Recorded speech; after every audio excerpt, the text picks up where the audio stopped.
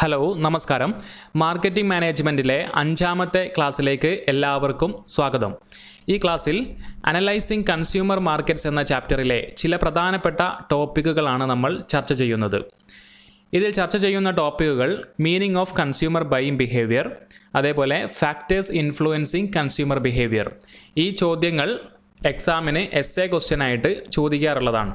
So consumer behaviour, customer satisfaction എന്നതാണ് ഏതൊരു ഓർഗനൈസേഷൻ്റെയും സക്സസിൻ്റെ പ്രധാനപ്പെട്ട ഘടകം. അതുകൊണ്ട് തന്നെ മാർക്കറ്റർ എന്ന് പറയുമ്പോൾ ആ marketer must have a clear understanding of his consumers and their behaviour. മാർക്കറ്റേഴ്സിന് അവരുടെ കൺസ്യൂമേഴ്സിനെ കുറിച്ചും അവരുടെ ബിഹേവിയേഴ്സിനെ കുറിച്ചും വളരെ കൃത്യമായിട്ടുള്ള ക്ലിയർ ആയിട്ടുള്ള അണ്ടർസ്റ്റാൻഡിങ് ഉണ്ടായിരിക്കണം. അപ്പോൾ എന്താണ് ഈ കൺസ്യൂമർ ബിഹേവിയർ? ഇവിടെ ഒരു ഡെഫിനിഷൻ കൊടുത്തത് കാണാം. Consumer behavior is the process whereby individuals decide what, when, where, how and from whom to purchase goods and services. Individual goods and services purchase ചെയ്യുമ്പോൾ ഏത് പർച്ചേസ് ചെയ്യണം, എപ്പോൾ പർച്ചേസ് ചെയ്യണം, എവിടെ നിന്ന്, എങ്ങനെ, ആരിൽ നിന്ന് പർച്ചേസ് ചെയ്യണം എന്നീ പർച്ചേസ് ഡിസിഷൻസുകൾ എടുക്കുന്ന പ്രക്രിയയെ കൺസ്യൂമർ ബിഹേവിയർ എന്ന് പറയാം. അപ്പോൾ ഇതാണ് ഇതിൻ്റെ ഡെഫിനിഷൻ. ഇപ്പോൾ ചുരുക്കത്തിൽ കൺസ്യൂമേഴ്സ് അവരുടെ പർച്ചേസ് ഡിസിഷൻ അവരുടെ നീഡ്സ് മീറ്റ് ചെയ്യുന്നതിന് വേണ്ടി എടുക്കുന്ന പ്രക്രിയയെ കൺസ്യൂമർ ബിഹേവിയർ എന്ന് നമുക്ക് പറയാവുന്നതാണ്. കൺസ്യൂമർ ബിഹേവിയർ എന്താണ് എന്നാണ് നമ്മളിവിടെ പറഞ്ഞത്. ഇനി കൺസ്യൂമർ ബിഹേവിയറിനെ എഫക്റ്റ് ചെയ്യുന്ന, സ്വാധീനിക്കുന്ന, ഇൻഫ്ലുവൻസ് ചെയ്യുന്ന ഘടകങ്ങൾ ഏതൊക്കെയാണെന്ന് നമുക്ക് നോക്കാം. ഇവിടെ പ്രധാനമായിട്ടും 5 ഘടകങ്ങളാണ് നമുക്ക് പറയാനുള്ളത്. ഒന്ന് psychological factors, social factors, cultural factors, personal factors, അതേപോലെ എക്കണോമിക് ഫാക്ടേഴ്സ്. ഇത്രയും ഘടകങ്ങൾ കൺസ്യൂമർ ബിഹേവിയറിനെ സ്വാധീനിക്കുന്നുണ്ട്. ആദ്യത്തേത് സൈക്കോളജിക്കൽ ഫാക്ടേഴ്സ് ആണ്. സൈക്കോളജിക്കൽ ഫാക്ടേഴ്സ് എന്ന് പറയുമ്പോൾ അവിടെ മനഃശാസ്ത്രപരമായിട്ടുള്ള ഘടകങ്ങളാണ് വരുന്നത്. ഒന്നാമത്തത് കൺസ്യൂമർ നീഡ്സ് ആൻഡ് മോട്ടിവേഷനാണ്. കൺസ്യൂമർ നീഡ്സ് എന്താണ് എന്ന് നമ്മൾ ഇതിനകം പഠിച്ചതാണ്. മോട്ടിവേഷൻ എന്താണ് എന്നുള്ളത് നമ്മളിവിടെ പഠിക്കും. അപ്പോൾ people always seek to satisfy their needs. ജനങ്ങൾ എപ്പോഴും അവരുടെ നീഡ് സാറ്റിസ്ഫൈ ചെയ്യാനാണ് ശ്രമിച്ചുകൊണ്ടിരിക്കുക. ഒരു നീഡ് സാറ്റിസ്ഫൈ ചെയ്യാൻ പറ്റിയിട്ടില്ലെങ്കിൽ തീർച്ചയായിട്ടും ആ നീഡ് സാറ്റിസ്ഫൈ ചെയ്യാനുള്ള ഒരു പ്രേരണ അവർക്കുണ്ടായിക്കൊണ്ടിരിക്കും. So the need becomes a motive. അവിടെ നീഡ് എന്നത് മോട്ടീവായി മാറും. ഇങ്ങനെ the force that converts needs into motives is called motivation. ഇങ്ങനെ നീഡ്സിനെ മോട്ടീവ്സ് ആക്കി കൺവേർട്ട് ചെയ്യുന്ന ഫോഴ്സിനെയാണ് മോട്ടിവേഷൻ എന്ന് പറയുന്നത്. സോ ഇവിടെ മോട്ടിവേഷൻ എന്താണ് എന്ന് നമ്മൾ മനസ്സിലാക്കി. അപ്പോൾ കൺസ്യൂമർ നീഡ്സും മോട്ടിവേഷനും മനഃശാസ്ത്രപരമായിട്ടുള്ള സൈക്കോളജിക്കൽ ഫാക്ടേഴ്സിൻ്റെ അണ്ടറിൽ വരുന്നു. അപ്പോൾ നീഡ്സ് എന്താണ് എന്നത് നമ്മൾ ഇതിനകം പറഞ്ഞതാണെങ്കിൽ കൂടി അതിൽ മാസ്ലോസ് ഹൈറാർക്കി ഓഫ് നീഡ്സ് എന്ന് പറഞ്ഞ് എബ്രഹാം മാസ്ലോയുടെ ഒരു ക്ലാസിഫിക്കേഷൻ നമുക്കിവിടെ കാണാം. അദ്ദേഹം നീഡ്സിനെ 5ആയിട്ട് ക്ലാസിഫൈ ചെയ്തു. അതായത് ഒന്നാമത്തത് ഏറ്റവും താഴെ ഒരു പിരമിഡ് രൂപത്തിൽ ഇവിടെ കാണാം നിങ്ങൾക്ക്. ഏറ്റവും താഴെയുള്ളത് ഫിസിയോളജിക്കൽ നീഡ്സ് ആണ്. അതായത് ഏറ്റവും അടിസ്ഥാനപരമായിട്ട് ഒരു ഹ്യൂമൻ ബീയിങ്ങിന് ഉണ്ടായേക്കാവുന്ന നീഡ്സുകളാണത്. ഫുഡ്, വാട്ടർ, ഷെൽട്ടർ പോലുള്ള കാര്യങ്ങൾ. പിന്നെ സെക്യൂരിറ്റി നീഡ്സ് രണ്ടാമത്തത്. സെക്യൂരിറ്റി നീഡ്സ് എന്ന് പറയുമ്പോൾ ഫിസിയോളജിക്കൽ നീഡ്സിന് പുറമെ അതിന് ശേഷം അവർക്കുണ്ടായേക്കാവുന്ന നീഡ്സുകളാണ് സെക്യൂരിറ്റി നീഡ്സ്. അതായത് സേഫ്റ്റി, തൊഴിൽ എന്നീ കാര്യങ്ങളൊക്കെ. പിന്നെ സാവധാനം ഓരോ ഘട്ടങ്ങളായിട്ട് മുകളിലോട്ട് പോകുന്നു. ഉദാഹരണത്തിന് social needs, family, friendship, belongings തുടങ്ങിയിട്ടുള്ള നീഡുകൾ അവർക്ക് റൈസ് ചെയ്യും. അടുത്തത് എസ്റ്റീം നീഡ്സ് ആണ്. എസ്റ്റീം നീഡ്സ് എന്ന് പറയുമ്പോൾ ആത്മവിശ്വാസം ഉൾപ്പെടെ അല്ലെങ്കിൽ മറ്റുള്ളവരുടെയൊക്കെ ബഹുമാനം ആഗ്രഹിക്കുക, ഇത്തരത്തിലുള്ള നീഡുകളൊക്കെ റേസ് ചെയ്യുന്നതാണ് എസ്റ്റീം നീഡ്സ് എന്ന് പറയുന്നത്. സെൽഫ് വെർത്ത്, അക്കംപ്ലിഷ്മെൻറ്റ്, കോൺഫിഡൻസ് പോലുള്ള കാര്യങ്ങളൊക്കെ അതിൽ ഉൾപ്പെടും. അപ്പോൾ ഇനി അതിനേക്കാൾ ഉപരി വരുന്നതാണ് സെൽഫ് ആക്ച്വലൈസേഷൻ നീഡ് എന്ന് പറയുന്നത്, ഇന്നർ ഫുൾഫിൽമെൻറ്റ്. അപ്പോൾ ഇവിടെ ഒരു ട്രൂ സാറ്റിസ്ഫാക്ഷനാണ് ആഗ്രഹിക്കുന്നത് ശരിക്കും. അപ്പോൾ ട്രൂ ആയിട്ടുള്ള ഒരു സാറ്റിസ്ഫാക്ഷനാണ് ആഗ്രഹിക്കുന്നത്. അപ്പോൾ ഇത്തരത്തിലുള്ള നീഡുകൾ ഓരോ സ്റ്റേജസിനെ അബ്രഹാം മാസ്ലോ 5ആയിട്ട് ക്ലാസിഫൈ ചെയ്തിരിക്കുകയാണ് ഈ നീഡിനെ.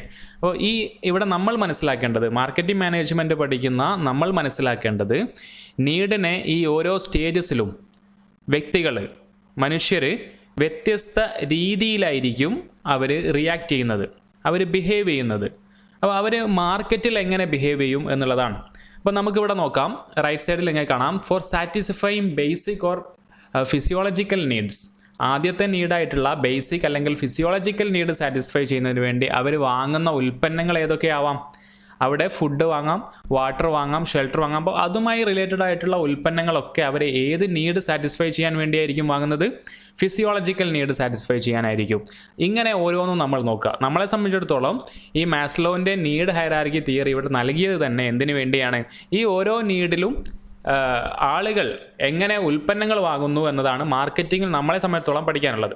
അപ്പോൾ സേഫ്റ്റി നീഡ്സ് ആണെങ്കിലോ, സേഫ്റ്റി നീഡ്സിൽ അവർ ഇൻഷുറൻസ് വാങ്ങും, അതേപോലെ സെക്യൂരിറ്റി സർവീസസ് വാങ്ങും, അതേപോലെ പിന്നെ സുരക്ഷിതമായിട്ടുള്ള കാറുകൾ വാങ്ങും. ഇനി സോഷ്യൽ നീഡ്സ് ആണെങ്കിൽ നമുക്കിപ്പോൾ ലോക്ക്ഡൗണിൻ്റെ സമയത്തൊക്കെ നമ്മൾ പറയുകയാണെങ്കിൽ പിന്നെ നമ്മുടെ ഫ്രണ്ട്സും ഫാമിലിയും അല്ലെങ്കിൽ നമ്മളുമായിട്ട് അടുത്തുള്ള ആളുകളുമായിട്ടൊക്കെ കണക്ട് ചെയ്യാൻ വേണ്ടിയിട്ട് സൂമും അതേപോലെ കൂടുതൽ സമയം ചെലവഴിക്കുന്നതിന് വേണ്ടി നെറ്റ്ഫ്ലിക്സും ആമസോൺ പ്രൈമും ഒക്കെ നീഡ് ചെയ്യുന്നുണ്ട്. അപ്പോൾ ഇതൊക്കെ ഒരു തരത്തിൽ നമുക്ക് പുതിയ കാലത്തെ സോഷ്യൽ നീഡ്സ് ആയിട്ട് വേണമെങ്കിൽ പറയാവുന്നതാണ്. ഇനി എസ്റ്റീം നീഡ്സിൻ്റെ കേസ് അല്ലെങ്കിൽ അത് സെൽഫ് ആക്ച്വലൈസേഷൻ നീഡ്സ് ഒക്കെ പറയുകയാണെങ്കിൽ അവിടെ വാങ്ങാൻ സാധ്യതയുള്ള പ്രൊഡക്റ്റുകൾ എന്ന് പറഞ്ഞാൽ കുറച്ചുകൂടെ എക്സ്പെൻസീവ് ആയിട്ടുള്ള ബ്രാൻഡഡ് ആയിട്ടുള്ള ഡ്രസ്സസുകളും അതേപോലെ ഫർണിച്ചറുകളും ജ്വല്ലറികളും ഒക്കെ ആയിരിക്കും വാങ്ങുന്നത്. അപ്പോൾ ഇങ്ങനെ നീഡ്സിനെ ഡിഫറെൻറ്റ് ക്ലാസിഫൈ ചെയ്തു. ഈ ഓരോ ഘട്ടത്തിലും കൺസ്യൂമേഴ്സ് ഡിഫറെൻ്റ് ആയിട്ടായിരിക്കും ബിഹേവ് ചെയ്യുന്നത്. അതിനെ അടിസ്ഥാനപ്പെടുത്തിക്കൊണ്ട് മാർക്കറ്റിംഗ് മുന്നോട്ട് കൊണ്ടുപോകേണ്ടതുണ്ട്. ദെൻ രണ്ടാമത്തത് പെർസെപ്ഷനാണ്. പെർസെപ്ഷൻ എന്ന് പറയുമ്പോൾ individual acts and reacts on the basis of the perception. കാഴ്ചപ്പാട് എന്ന് നമ്മൾ പറയാറുണ്ട്. അതായത് ലോകത്തിനെ നോക്കിക്കാണുന്ന ലെൻസ്, അതാണ് പെർസെപ്ഷൻ എന്ന് നമ്മൾ വിശേഷിപ്പിച്ചുകൊണ്ട് പറയാറുണ്ട്. അപ്പോൾ ഇൻഡിവിജ്വൽ എങ്ങനെ പ്രവർത്തിക്കുന്നു, എങ്ങനെ റിയാക്ട് ചെയ്യുന്നു എന്നതെല്ലാം അവരുടെ പെർസെപ്ഷൻ്റെ അടിസ്ഥാനത്തിലാണ്. അപ്പോൾ ഇവിടെ ഒരു പുതിയ ടേം കൂടെ നമ്മൾ പഠിക്കുകയാണ്, സ്റ്റിമുലി എന്ന ടേം. സ്റ്റിമുലി എന്ന് പറഞ്ഞു കഴിഞ്ഞാൽ സംതിങ് ദാറ്റ് മോട്ടിവേറ്റ്സ്, നമ്മളെ മോട്ടിവേറ്റ് ചെയ്യുന്ന ഒരു ഘടകം, അതിനെയാണ് നമ്മൾ സ്റ്റിമുലി എന്ന് പറയാം. അപ്പോൾ ഉദാഹരണത്തിന് ഒരു അഡ്വർടൈസ്മെൻറ്റ് കണ്ടു കഴിഞ്ഞാൽ നമ്മൾ ആ അഡ്വർടൈസ്മെൻറ്റിൽ കണ്ട ഉൽപ്പന്നം വാങ്ങാൻ വേണ്ടി നമ്മളെ മോട്ടിവേറ്റ് ചെയ്യുന്നു. അതായത് ഒരു സ്റ്റിമുലി അവിടെ അറൈസ് ഉണ്ടാവുകയാണ്. അപ്പോൾ ഇതാണ് സ്റ്റിമുലി എന്ന് പറയുന്നത്. ഇത് നമ്മൾ മനസ്സിലാക്കി വെക്കുക. അപ്പോൾ the process of interpreting stimuli is called perception എന്ന് നമുക്ക് പറയാം. അപ്പോൾ ഈ സ്റ്റിമുലിയെ ഇൻ്റർപ്രറ്റ് ചെയ്യുന്ന പ്രോസസ്സിനെ നമുക്ക് പെർസെപ്ഷൻ എന്ന് പറയാം. അപ്പോൾ സ്റ്റിമുലി ഏതുമാവാം. It may be an object, it may be a product, it may be a service, idea or advertising, എന്തുമാവാം. അപ്പോൾ perception is an individual's way of looking at things. കാര്യങ്ങളെ നോക്കി കാണുന്ന ഒരു വ്യക്തിയുടെ രീതി അല്ലെങ്കിൽ ആ കാഴ്ചപ്പാടിനെ നമ്മൾ പെർസെപ്ഷൻ എന്ന് പറയുന്നു. ഇതിനെ സ്വാധീനിക്കുന്ന ഘടകങ്ങൾ എന്ന് പറഞ്ഞാൽ ഒരു വ്യക്തിയുടെ വിശ്വാസമാവാം, എക്സ്പീരിയൻസ് ആവാം, നീഡ്സും മൂഡ്സും എക്സ്പെക്റ്റേഷൻസും ആവാം. അപ്പോൾ ഇവിടെ ഉദാഹരണമായിട്ട് പറയുകയാണെങ്കിൽ ഒരു ലേഡി, അവർ വാഷിംഗ് മെഷീനിൽ അലക്കുന്നത് തൃപ്തികരമല്ല എന്ന് വിശ്വസിക്കുന്നു, അല്ലെങ്കിൽ അതിൽ അലക്കുന്നത് നന്നാവില്ല എന്ന് വിശ്വസിക്കുന്നു എന്ന് കരുതുക. അപ്പോൾ അവരുടെ പെർസെപ്ഷൻ അതാണ്. ആ പെർസെപ്ഷൻ മാറ്റാത്തിടത്തോളം കാലം അവർ വാഷിംഗ് മെഷീൻ വാങ്ങാൻ തയ്യാറാവില്ല, അല്ലെങ്കിൽ ഇൻട്രസ്റ്റ് കാണിക്കില്ല. അപ്പോൾ ഇങ്ങനെയാണ് നമ്മൾ ഇതിനെ നോക്കിക്കാണേണ്ടത്. ഒരാളുടെ പെർസെപ്ഷൻ ബൈയിങ് ബിഹേവിയറിനെ സ്വാധീനിക്കുന്ന ഒരു പ്രധാന ഘടകമാണ്. ഇനി മൂന്നാമത്തത് ലേണിംഗ് ആണ്. ലേണിംഗ് കൺസ്യൂമർ ബിഹേവിയറിനെ തീർച്ചയായിട്ടും ഇൻഫ്ലുവൻസ് ചെയ്യും. ലേണിംഗ് എന്ന് പറഞ്ഞാൽ നമുക്കറിയാം, it is the process of acquiring knowledge acquire ചെയ്യുന്ന പ്രോസസ്സിനെയാണ് ലേണിംഗ് എന്ന് പറയുന്നത്. അപ്പോൾ ലേണിംഗ് സാധ്യമാകുന്നത് drives, cues, stimuli, responses, reinforcement എന്നീ ഘടകങ്ങളുടെ പരസ്പരമായുള്ള ഒരു സ്വാധീനത്തോടു കൂടിയാണ് ഈ ലേണിംഗ് ഒക്കർ ചെയ്യുന്നത്. അപ്പോൾ നമുക്കിവിടെ നോക്കാം, എന്താണ് ഈ ഡ്രൈവ് എന്ന് പറയുന്നത്. ഡ്രൈവ് എന്ന് പറയുന്നത് നമ്മൾ നേരത്തെ പറഞ്ഞിരുന്നു സ്റ്റിമുലി എന്താണ് എന്നുള്ളത്. അപ്പോൾ ഒരു സ്ട്രോങ് ഇൻറ്റേർണൽ സ്റ്റിമുലിയെയാണ് ഡ്രൈവ് എന്ന് പറയാം. അപ്പോൾ ഇത് ഒരു ഇൻഡിവിജ്വലിനെ ആക്ട് ചെയ്യാൻ വേണ്ടിയിട്ട് കമ്പൽ ചെയ്യുന്നു. അപ്പോൾ ഇതാണ് ഡ്രൈവ്. ക്യൂസ് എന്ന് പറയുന്നത് മൈനർ സ്റ്റിമുലിയാണ്. അതായത് നേരത്തെ നമ്മൾ പറഞ്ഞു ഡ്രൈവ് എന്നതൊരു സ്ട്രോങ് ഇൻറ്റേർണൽ സ്റ്റിമുലിയാണെന്ന് പറഞ്ഞു. ഇവിടെ ക്യൂസ് എന്നതോ ഒരു മൈനർ സ്റ്റിമുലിയാണ്. ഇത് എന്തിനെ which determines when, where and how the buyer response. ഇപ്പോൾ ഒരു ഉദാഹരണം പറയുകയാണെങ്കിൽ ഒരു പ്രൈസ് ഡിസ്കൗണ്ട് അല്ലെങ്കിൽ ഒരു അഡ്വർടൈസ്മെൻറ്റിൽ ഒരു പ്രൈസ് ഡിസ്കൗണ്ട് കാണുകയോ കേൾക്കുകയോ ചെയ്യുകയാണ്. അപ്പോൾ അവിടെ ഒരു ക്യൂ ഉണ്ടാകുന്നു അല്ലേ? അപ്പോൾ ദീസ് ക്യൂസ് ആൻഡ് ഡ്രൈവ്സ്, അപ്പോൾ ഇങ്ങനെ ഒരു അഡ്വർടൈസ്മെൻറ്റ് കാണുമ്പോൾ ഉണ്ടാകുന്ന ക്യൂസ് അല്ലെങ്കിൽ drives are the stimuli that are converted into a motive to buy. അത് നമ്മളെ വാങ്ങലിന് പ്രേരിപ്പിക്കുന്നു എന്നതാണ്. അപ്പോൾ റെസ്പോൺസസ് എന്ന മറ്റൊരു ടേം നമുക്ക് നോക്കാം. റെസ്പോൺസ് എന്ന് പറഞ്ഞു കഴിഞ്ഞാൽ എന്തായിരിക്കും? Reaction of consumer to his drives and cues. ഇങ്ങനെ ഉണ്ടാകുന്ന ഡ്രൈവ്സിനും ക്യൂസിനോടുമുള്ള റിയാക്ഷനെയാണ് റെസ്പോൺസ് എന്ന് പറയാം. അപ്പോൾ ഇങ്ങനെയുള്ള ഡ്രൈവ്സിനും ക്യൂസിനും ഉള്ള റിയാക്ഷൻ എന്ന് പറയുന്നത് ഒരു കൺസ്യൂമറെ സംബന്ധിച്ചിടത്തോളം എങ്ങനെയായിരിക്കും? ആ പ്രൊഡക്റ്റ് വാങ്ങുന്നതായിരിക്കും. അപ്പോൾ ബൈ ഇൻ ദ പ്രൊഡക്റ്റ്, അതാണ് റെസ്പോൺസ്. ദെൻ റീഇൻഫോഴ്സ്മെൻറ്റ് എന്ന ടേം കാണാം. ഇതോ it takes place when the customer is satisfied with the response. അപ്പോൾ നമ്മൾ റെസ്പോണ്ട് ചെയ്തു എന്ന് പറഞ്ഞാൽ പ്രൊഡക്റ്റ് വാങ്ങിയപ്പോൾ ആ കസ്റ്റമർ സാറ്റിസ്ഫൈഡ് ആണ്, തൃപ്തിയായിട്ടുണ്ട്. അങ്ങനെയെങ്കിൽ അവിടെ റീഇൻഫോഴ്സ്മെൻറ്റ് ഉണ്ടാകുന്നു. റീഇൻഫോഴ്സ്മെൻറ്റ് എന്ന് പറഞ്ഞു കഴിഞ്ഞാൽ എക്സാമ്പിൾ, ദ പ്രൊഡക്റ്റ് പർച്ചേസ് ചെയ്ത് കഴിഞ്ഞാൽ reinforcement lead to repeat purchase in the product. ആ പ്രൊഡക്റ്റ് തന്നെ വീണ്ടും വാങ്ങുന്നതിലേക്ക് ഈ റീഇൻഫോഴ്സ്മെൻറ്റ് നമ്മളെ കൊണ്ടുപോകും. അപ്പോൾ കസ്റ്റമർ സാറ്റിസ്ഫൈഡ് ആകുന്നു എന്നതാണ് ഈ റീഇൻഫോഴ്സ്മെൻറ്റ് കൊണ്ട് ഉദ്ദേശിക്കുന്നത്.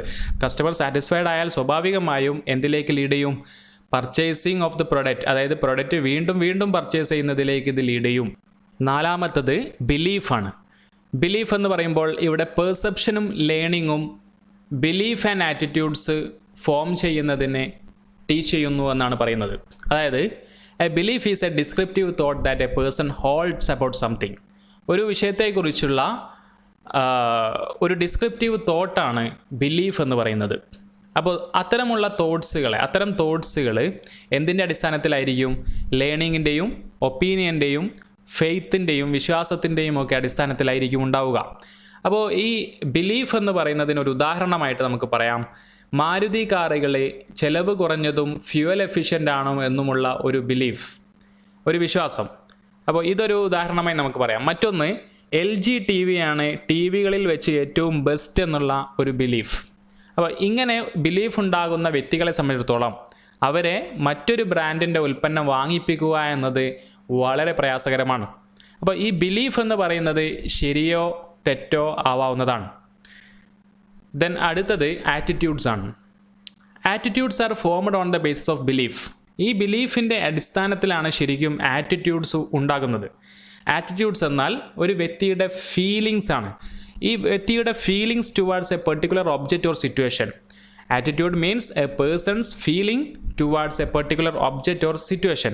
ഒരു പെർട്ടിക്കുലർ ഒബ്ജക്റ്റിനോടോ ഒരു സിറ്റുവേഷനോടോ ഒരു വ്യക്തിയുടെ ഫീലിങ്സിനെയാണ് ആറ്റിറ്റ്യൂഡ് എന്ന് പറയാം. നമുക്ക് പൊളിറ്റിക്സ് ആയിക്കോട്ടെ, സിനിമ ആയിക്കോട്ടെ, എന്തിനോടും നമുക്ക് നമ്മുടേതായ ഒരു ആറ്റിറ്റ്യൂഡ് ഉണ്ടാവും. അതേപോലെ കൺസ്യൂമേഴ്സിന് പ്രൊഡക്ട്സിനോടും ബ്രാൻഡിനോടും കമ്പനീസിനോടും ഒക്കെ ഇതേ ആറ്റിറ്റ്യൂഡ്സുകൾ ഉണ്ടാവും. അപ്പോൾ ഈ ആറ്റിറ്റ്യൂഡ്സ് എന്ന് പറയുന്നത് it is because of attitudes that the consumers like or dislike A product. Attitude എങ്ങനെയൊക്കെ ആവാം? പോസിറ്റീവ് ആവാം, ന്യൂട്രൽ ആവാം, നെഗറ്റീവ് ആവാം. അപ്പോൾ മാർക്കറ്റേഴ്സ് എന്തിനായിരിക്കും ശ്രമിച്ചുകൊണ്ടിരിക്കുക? കൺസ്യൂമേഴ്സിന് വളരെ പോസിറ്റീവായിട്ടുള്ള ആറ്റിറ്റ്യൂഡ് അവരുടെ പ്രൊഡക്റ്റുകളോട് ഉണ്ടാവാൻ വേണ്ടിയാണ് അവർ ശ്രമിക്കുക. അടുത്തത് കൾച്ചറൽ ഫാക്ടേഴ്സാണ്. കൾച്ചറൽ ഫാക്ടേഴ്സിൻ്റെ അണ്ടറിൽ കൾച്ചറാണ് ഒന്നാമതായി വരുന്നത്. കൾച്ചർ എന്നാൽ simply refers to values and beliefs in which one is born and brought up. Culture എന്നത് ഒരാൾ ജനിച്ചതും വളർന്നതുമായ മൂല്യങ്ങളും വിശ്വാസങ്ങളെയും സൂചിപ്പിക്കുന്നതാണ് കൾച്ചർ. ഇവിടെ ഒരു സമൂഹം പ്രൊഡ്യൂസ് ചെയ്യുന്നതോ അല്ലെങ്കിൽ ഷെയർ ചെയ്യുന്നതോ ആയ തലമുറകളിലേക്ക് കൈമാറ്റം ചെയ്യുന്നതോ ആയിട്ടുള്ള ഐഡിയാസ്, ബിലീഫ്, അതേപോലെ വാല്യൂസ്, കസ്റ്റംസ് തുടങ്ങിയിട്ടുള്ള കാര്യങ്ങളുടെയൊക്കെ ഒരു ആകെ തുകയാണ് കൾച്ചർ എന്ന് പറയുന്നത്. അപ്പോൾ culture would also include dressing, art, eating habits, അതായത് ഭക്ഷണം കഴിക്കുന്നതിൻ്റെ രീതി, വസ്ത്രധാരണ, കല, കൾച്ചർ, ഇങ്ങനെ ഒരുപാട് കാര്യങ്ങൾ തീർച്ചയായിട്ടും കൾച്ചറുമായി ബന്ധപ്പെട്ട് നിൽക്കുന്നുണ്ട്. അപ്പോൾ ഇന്ത്യയിലുള്ള കൾച്ചറല്ല അമേരിക്കൻസിൻ്റെത്, നമ്മുടെ ഡ്രസ്സിങ് രീതിയല്ല അമേരിക്കയിലുള്ളത്. അറേബ്യൻ കൺട്രീസിലുള്ള ഡ്രസ്സിങ് രീതി വ്യത്യാസമുണ്ട്. സോ ഇത് കൾച്ചർ തീർച്ചയായിട്ടും കൺസ്യൂമർ ബിഹേവിയറിനെ ഇൻഫ്ലുവൻസ് ചെയ്യുന്നു എന്നതാണ്. അപ്പോൾ USA ചില ഉദാഹരണങ്ങളൊക്കെ ഇവിടെ കൊടുത്തിട്ടുണ്ട്. USA ഒരു കാർ ഓൺ ചെയ്യുക എന്ന് പറയുന്നത് അവരുടെ കൾച്ചറിൻ്റെ ഭാഗമാണ്. അതേപോലെ ഇന്ത്യയിലെ രീതികൾ ഒക്കെ നമുക്ക് ഉദാഹരണങ്ങളായിട്ട് പറയാം. ദെൻ കസ്റ്റമേഴ്സിൻ്റെ ഇഷ്ടങ്ങളും അനിഷ്ടങ്ങളും, അതേപോലെ ഈറ്റിംഗ് ഹാബിറ്റ്സ്, ക്ലോത്തിങ് ഹാബിറ്റ്സ്, ഇത്തരം കാര്യങ്ങളൊക്കെ തീർച്ചയായിട്ടും കൾച്ചറിനെ സ്വാധീനിച്ചിരിക്കും എന്നതാണ്. ദെൻ അടുത്തത് സബ് കൾച്ചറാണ്. സബ് കൾച്ചർ എന്ന് പറഞ്ഞു കഴിഞ്ഞാൽ എല്ലാ കൾച്ചറിൻ്റെയും ഒരു സബ് കൾച്ചർ ഉണ്ടാകുമെന്നാണ്. അപ്പോൾ അതായത് സബ് കൾച്ചർ എന്ന് പറഞ്ഞാൽ small segment of culture that has different values and behaviours. അപ്പോൾ ഇന്ത്യ എന്ന് പറയുന്നത്, ഇന്ത്യക്കൊരു കൾച്ചറുണ്ട്. India as a whole has one culture അല്ലേ? എന്നാൽ ഇന്ത്യയിൽ എല്ലായിടത്തും ഒരേ കൾച്ചറാണോ? അല്ല, ഇന്ത്യയിൽ എല്ലായിടത്തും ഒരേ കൾച്ചറല്ല. ഇന്ത്യയിൽ തന്നെ സബ് കൾച്ചേഴ്സ് ഉണ്ട്. അതായത് ഇന്ത്യയുടെ ഡിഫറെൻറ്റ് പാർട്സ്, ഡിഫറെൻറ്റ് ഏരിയകളിൽ വ്യത്യസ്തമായ കൾച്ചറുകളാണ്.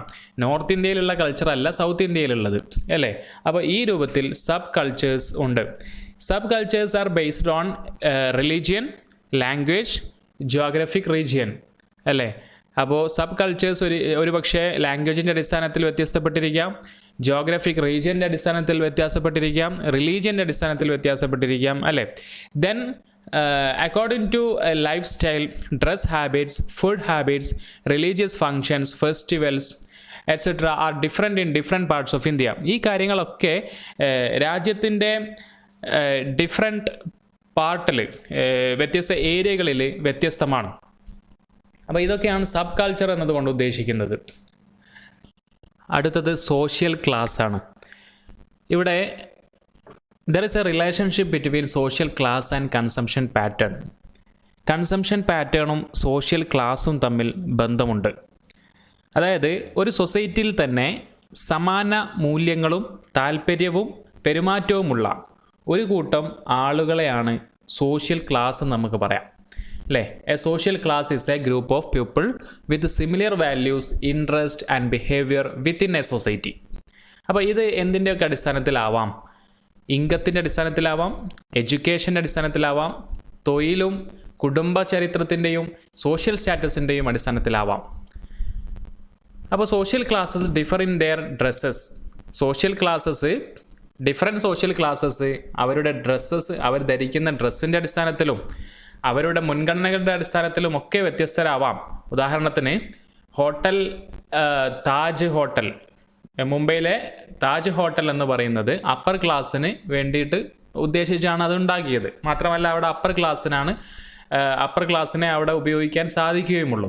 ദെൻ ഫാസ്റ്റ് ഫുഡ് റെസ്റ്റോറൻറ്റുകൾ സാധാരണയായിട്ട് ടാർഗറ്റ് ചെയ്യുന്നത് മിഡിൽ ക്ലാസ് ആയിട്ടുള്ള ആളുകളെയാണ്. അതേപോലെ ഓർഡിനറി ഹോട്ടൽസുകൾ, സാധാരണയായിട്ടുള്ള ഹോട്ടൽസുകളൊക്കെ ലോവർ ക്ലാസ്സിന് വേണ്ടിയിട്ടാണ് ചെയ്യുന്നത്. അപ്പോൾ ഇതേപോലെ ഡിഫറെൻറ്റ് ക്ലാസ്സസ്, ഒരു സൊസൈറ്റിയിൽ തന്നെ സോഷ്യൽ ക്ലാസ്സസുകളുണ്ട് എന്നതാണ് മനസ്സിലാക്കേണ്ടത്. അപ്പോൾ നമ്മുടെ വീട്, കാറ്, നമ്മുടെ വസ്ത്രധാരണം, അതേപോലെ നമ്മൾ ധരിക്കുന്ന വാച്ച്, അപ്പോൾ ഇതൊക്കെ നമ്മുടെ സോഷ്യൽ ക്ലാസ്സിനെ ഇൻഡിക്കേറ്റ് ചെയ്യും എന്നതാണ്. ഇനി മൂന്നാമത്തെ പ്രധാനപ്പെട്ട പോയിന്റ് എന്ന് പറഞ്ഞാൽ സോഷ്യൽ ഫാക്ടേഴ്സാണ്. സോഷ്യൽ ഫാക്ടേഴ്സിൽ എന്തൊക്കെയാണ് വരുന്നത്? ഒന്നാമത്തത് ഫാമിലിയാണ്. ഫാമിലി എന്ന് പറയുമ്പോൾ ന്യൂക്ലിയർ ഫാമിലിയും അതേപോലെ ജോയിൻറ്റ് ഫാമിലിയും ഒക്കെ ഉണ്ടാവാറുണ്ട്. ജോയിൻറ്റ് ഫാമിലി ആകുമ്പോൾ അവിടെ എല്ലാവരും കൂടിയാണ് പർച്ചേസ് ഡിസിഷൻ എടുക്കുക. എന്നാൽ ന്യൂക്ലിയർ ഫാമിലി ആണെങ്കിലോ അവിടെ ഹസ്ബൻഡും വൈഫും മാത്രമായിരിക്കും ഒരു പക്ഷേ തീരുമാനങ്ങൾ എടുക്കുന്നത്. അപ്പോൾ ഇനി മാത്രമല്ല, കുട്ടികളുണ്ടെങ്കിൽ കുട്ടികളും പർച്ചേസ് ഡിസിഷൻ എടുക്കുന്നതിൽ പങ്കാളികളാകുന്നു പുതിയ കാലത്ത് എന്നതാണ്. അടുത്തത് റെഫറൻസ് ഗ്രൂപ്പാണ്. റെഫറൻസ് ഗ്രൂപ്പ് എന്ന് പറയുമ്പോൾ it is A group of people with womb and individual associates. ഒരു ഇൻഡിവിജ്വൽ അസോസിയേറ്റ് ചെയ്യുന്ന ഒരു ഗ്രൂപ്പ് ഓഫ് പീപ്പിളിനെയാണ് റെഫറൻസ് ഗ്രൂപ്പ് എന്ന് പറയുന്നത്. അപ്പോൾ നമുക്ക് നിരവധി റെഫറൻസ് ഗ്രൂപ്പുകൾ ഉണ്ടാവാം. ഉദാഹരണത്തിന് ഫാമിലി ഫ്രണ്ട്സ്, റിലേറ്റീവ്സ്, സുഹൃത്തുക്കൾ, സഹപ്രവർത്തകർ, ക്ലാസ്മേറ്റ്സ്. ഇപ്പോൾ ജിമ്മിലൊക്കെ പോകുമ്പോൾ അവിടെ ഉണ്ടാകുന്ന ഒരു ടീം, അതേപോലെ മ്യൂസിക് പഠിക്കാൻ പോകുമ്പോൾ അവിടെ ഉണ്ടാകുന്ന ഒരു സുഹൃത്ത് വലയം അല്ലേ. ഇങ്ങനെ ഇവരൊക്കെ റെഫറൻസ് ഗ്രൂപ്പുകളായേക്കും. ഉദാഹരണത്തിന് എങ്ങനെയാണ് ഇവർ റെഫറൻസ് ഗ്രൂപ്പ് ആവുന്നത് എന്ന് നമുക്ക് നോക്കാം. Reference group strongly influences a person's attitude. ഇത്തരത്തിലുള്ള റെഫറൻസ് ഗ്രൂപ്പുകൾ ഒരു വ്യക്തിയുടെ ആറ്റിറ്റ്യൂഡ്സിനെ ഇൻഫ്ലുവൻസ് ചെയ്യാൻ സാധിക്കും. അപ്പോൾ വാല്യൂസിനെയും ബിഹേവിയറിനെയും ഒക്കെ ഡയറക്റ്റ്ലി അല്ലെങ്കിൽ ഇൻഡയറക്റ്റ്ലി ഇൻഫ്ലുവൻസ് ചെയ്യും. ഉദാഹരണം പറഞ്ഞാൽ ഒരു റെഫറൻസ് ഗ്രൂപ്പിലെ ഒരു മെമ്പർ അവർ ഒരു ആപ്പിളിൻ്റെ മൊബൈൽ ഫോൺ വാങ്ങി എന്ന് കരുതാം. അപ്പോൾ ഇത് ലേറ്റസ്റ്റ് വേർഷൻ ആയതുകൊണ്ട് തന്നെ അത് കണ്ട് വേറൊരാൾക്ക് അതേ ഉൽപ്പന്നം വാങ്ങണം എന്ന് തോന്നുകയാണ്. അപ്പോൾ ഇങ്ങനെ റെഫറൻസ് ഗ്രൂപ്പ് ഇൻഫ്ലുവൻസ് ചെയ്യുന്നു എന്ന് പറയുന്നത് ഇങ്ങനെയാണ്. ഉദാഹരണത്തിന് വേറൊരു ഉദാഹരണം പറയുകയാണെങ്കിൽ എന്തെങ്കിലും ഒരു മ്യൂസിക് സിസ്റ്റം അത് വാങ്ങിയിട്ടുണ്ടെങ്കിൽ അതേക്കുറിച്ച് വേറൊരാളോട് പറയുന്നു. അപ്പോൾ ഇങ്ങനെ റെഫർ ചെയ്യുമ്പോൾ ഈ ഒരു ഉൽപ്പന്നം അവർ മനസ്സിലാക്കുകയും അതിനോട് ആകർഷണം തോന്നി വാങ്ങുകയും ചെയ്യുന്നു. ഇങ്ങനെ റെഫറൻസ് ഗ്രൂപ്പ് ഇൻഫ്ലുവൻസ് ചെയ്യും ബൈയിങ് ബിഹേവിയറിന് എന്ന് പറയുന്നത് അതുകൊണ്ടാണ്. ഇനി അടുത്തത് റോൾ ആൻഡ് സ്റ്റാറ്റസ് ആണ്. A person takes up many Rolls in different situations. ഒരു വ്യക്തിയുടെ ജീവിതത്തിൽ വിവിധ റോളുകൾ അവർ എടുക്കുന്നുണ്ട്. ഉദാഹരണത്തിന് ഒരു മകനായിട്ട് ജീവിക്കുന്നു, ഹസ്ബൻഡായി ജീവിക്കുന്നു, ഫാദറായി ജീവിക്കുന്നു, ഒരു തൊഴിലാളിയും ഒരു സുഹൃത്തും ഒരു അധ്യാപകനും ഒക്കെ ആയേക്കാം. അപ്പോൾ ഇങ്ങനെ ഡിഫറെൻറ്റ് റോളിൽ അവർക്ക് ഡിഫറെൻറ്റ് സ്റ്റാറ്റസ് ആയിരിക്കും അല്ലേ. അപ്പോൾ ഉദാഹരണം പറയുകയാണെങ്കിൽ ഒരു ഫാദർ, ഒരു അച്ഛൻ, അദ്ദേഹം ഒരു അധ്യാപകൻ കൂടിയാണെങ്കിൽ അദ്ദേഹം ഒരു ലാപ്ടോപ്പ് വാങ്ങുന്നു എന്ന് കരുതാം. അപ്പോൾ ഒരു അധ്യാപകൻ വാങ്ങുന്നത് ഇങ്ങനെ നമുക്ക് പറയാം. ദെൻ രണ്ടാമത്തത് അദ്ദേഹത്തിൻ്റെ മകൻ ആദ്യമായിട്ട് കോളേജിലേക്ക് പോവുകയാണ് എന്ന് കരുതാം. അപ്പോൾ അവർക്കൊരു മോട്ടോർ സൈക്കിൾ വേണമെങ്കിൽ ആ മോട്ടോർ സൈക്കിൾ വാങ്ങിക്കുന്നു. അവിടെ ഒരു അച്ഛനായിട്ടാണ് വാങ്ങുന്നത്. ആദ്യം പറഞ്ഞതിൽ അദ്ദേഹം ഒരു അധ്യാപകനും അച്ഛനും കൂടെയാണ്. അപ്പോൾ ഇങ്ങനെ ഡിഫറെൻറ്റ് റോളും അതേപോലെ സ്റ്റാറ്റസും കൺസ്യൂമർ ബൈയിങ് ബിഹേവിയറിനെ സ്വാധീനിക്കുന്നു. ഇനി പേഴ്സണൽ ഫാക്ടേഴ്സാണ് നമുക്ക് പറയാനുള്ളത്.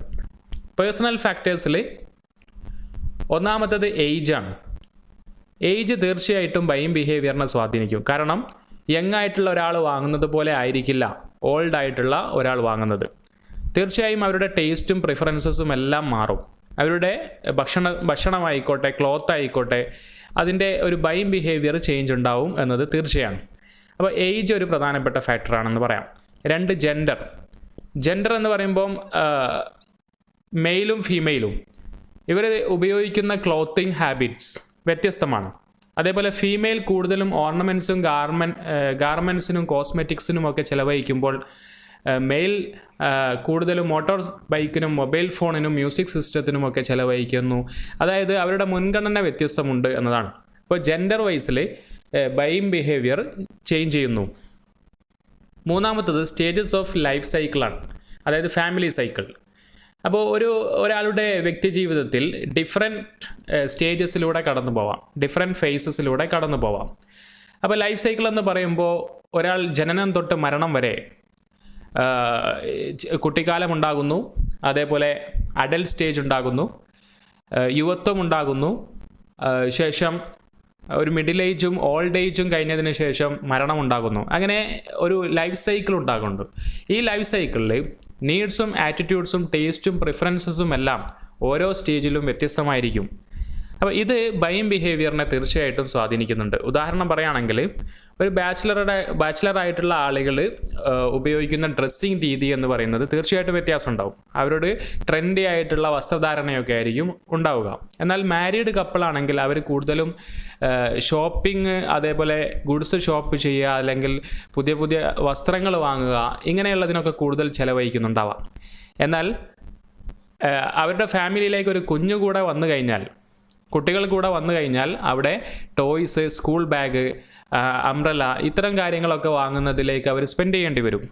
പിന്നെ ഓൾഡ് കപ്പിളാണെങ്കിലോ, പ്രായം ചെന്നവരാണെങ്കിൽ തീർച്ചയായിട്ടും അവർ മരുന്നിനും വാക്കിംഗ് സ്റ്റിക്കിനും പഴയ പുസ്തകങ്ങൾക്കൊക്കെ വേണ്ടിയിട്ട് കൂടുതൽ ചിലവഴിക്കും. ഇങ്ങനെ ലൈഫ് സൈക്കിളിലെ ഡിഫറെൻറ്റ് സ്റ്റേജസിൽ ഡിഫറെൻറ്റ് രീതിയിൽ ആളുകൾ വാങ്ങുന്നു.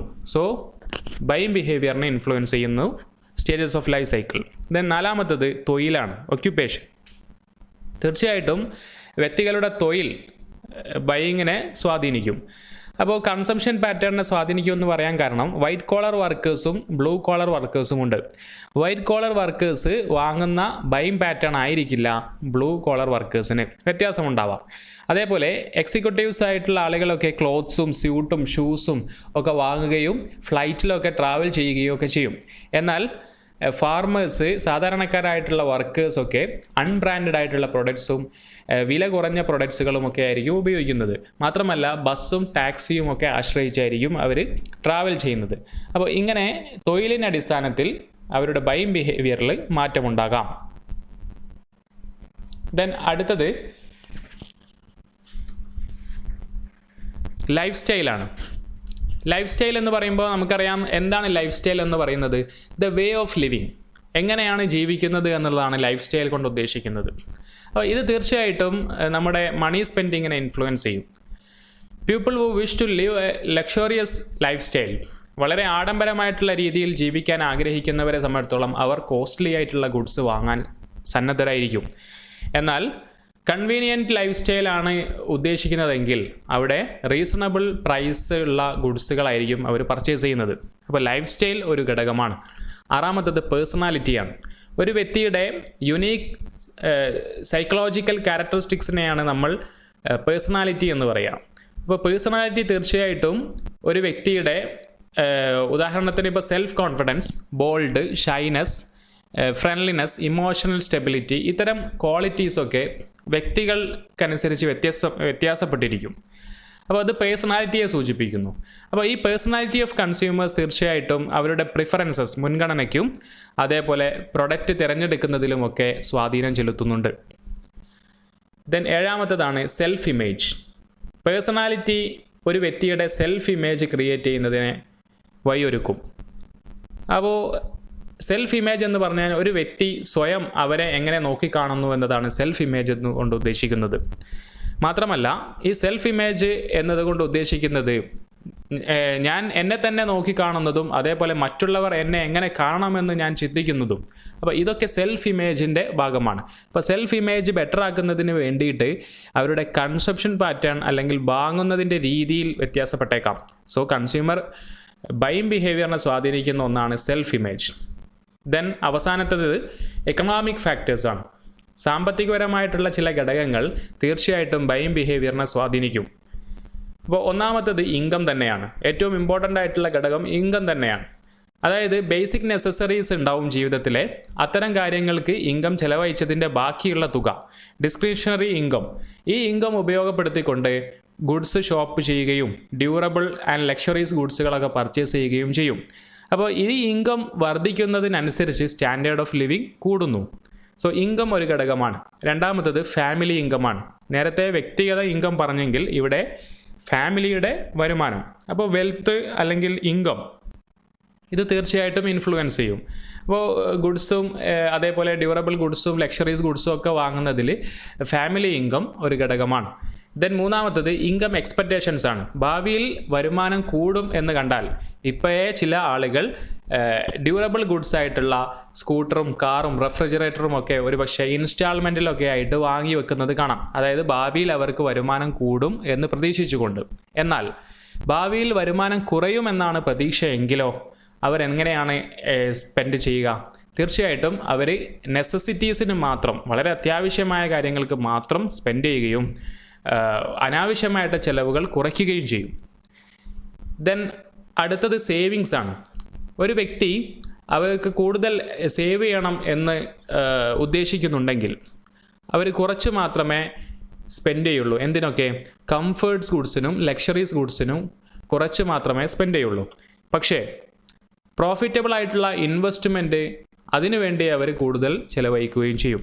അതായത് കൂടുതൽ ഇൻവെസ്റ്റ് ചെയ്യുന്നതിന് അവർ പ്രിഫറൻസ് കൊടുക്കും, സേവിങ്സ് ചെയ്യാൻ അവർ ആഗ്രഹിക്കുന്നു എന്നതാണ്. അപ്പോൾ അതും ബൈയിങ് ബിഹേവിയറിനെ സ്വാധീനിക്കുന്നു. അഞ്ചാമത്തത് ലിക്വിഡിറ്റി പൊസിഷനാണ്. ലിക്വിഡിറ്റി, ഒരു വ്യക്തിയുടെ ലിക്വിഡിറ്റി പൊസിഷൻ എന്നതുകൊണ്ട് ഉദ്ദേശിക്കുന്നത് ക്യാഷ് അല്ലെങ്കിൽ അസറ്റ്സ്. ഇത് പെട്ടെന്ന് ക്യാഷാക്കി മാറ്റാൻ സാധിക്കുന്ന ക്യാഷോ അസറ്റ്സുകളോ ഉണ്ട് എന്നതാണ് ഇതുകൊണ്ട് സൂചിപ്പിക്കുന്നത്. ഉദാഹരണത്തിന് ബാങ്ക് ബാലൻസ്. ഇപ്പോൾ ബാങ്കിലുള്ള പണം, അതേപോലെ മാർക്കറ്റബിൾ സെക്യൂരിറ്റീസ്, പെട്ടെന്ന് ക്യാഷാക്കി മാറ്റാൻ പറ്റുന്ന മാർക്കറ്റബിൾ സെക്യൂരിറ്റീസ് എന്തെങ്കിലും ഉണ്ടെങ്കിൽ അവ. അപ്പോൾ ഇത്തരം കാര്യങ്ങളുണ്ടെങ്കിൽ അവർക്ക് പെട്ടെന്ന് അത് ക്യാഷാക്കി മാറ്റാം എന്നുള്ളത് കൊണ്ട് തന്നെ അതൊരു ലിക്വിഡ് അസറ്റ്സ് ആണ്. അത്തരം ആളുകൾ കൂടുതൽ കംഫേർട്സ് ഗുഡ്സുകളും ലക്ഷറീസ് ഗുഡ്സുകളും ഒക്കെ വാങ്ങാൻ വേണ്ടി ശ്രമിക്കും. ദെൻ അവസാനത്തേതാണ് കൺസ്യൂമർ ക്രെഡിറ്റ്സ്. കൂടുതൽ കടം ലഭ്യമായി കഴിഞ്ഞാൽ കൂടുതൽ പണം എത്തും. കൂടുതൽ പണം ബാങ്കുകളിൽ നിന്നൊക്കെ കിട്ടാൻ തുടങ്ങിക്കഴിഞ്ഞാൽ ഇൻസ്റ്റാൾമെൻറ്റ് ബേസിലും ഹയർ പർച്ചേസിലും ഒക്കെ ആയിട്ട് ഫൈനാൻസ് ഉപയോഗപ്പെടുത്തിക്കൊണ്ട് കസ്റ്റമർ കൂടുതൽ കംഫേർട്സ് ഗുഡ്സും ലക്ഷറീസ് ഗുഡ്സും ഒക്കെ പർച്ചേസ് ചെയ്യാനുള്ള സാധ്യതയുണ്ട്. സോ ഇത്രയും പോയിൻറ്റ്സുകളാണ് നമുക്ക് പറയാനുള്ളത്. നമ്മൾ ഇന്ന് ഡിസ്കസ് ചെയ്തത് ഫാക്ടേഴ്സ് ഇൻഫ്ലുവൻസിങ് കൺസ്യൂമർ ബിഹേവിയർ, കൺസ്യൂമറുടെ ബിഹേവിയറിനെ ഇൻഫ്ലുവൻസ് ചെയ്യുന്ന ഘടകങ്ങൾ ഏതൊക്കെയാണ് എന്നതാണ്. അവിടെ psychological factors, social factors, cultural factors, അതേപോലെ പേഴ്സണൽ ഫാക്ടേഴ്സ്, ഇക്കണോമിക് ഫാക്ടേഴ്സ് എന്നിവയാണ് നമ്മൾ ഡിസ്കസ് ചെയ്തത്. So thank you very much.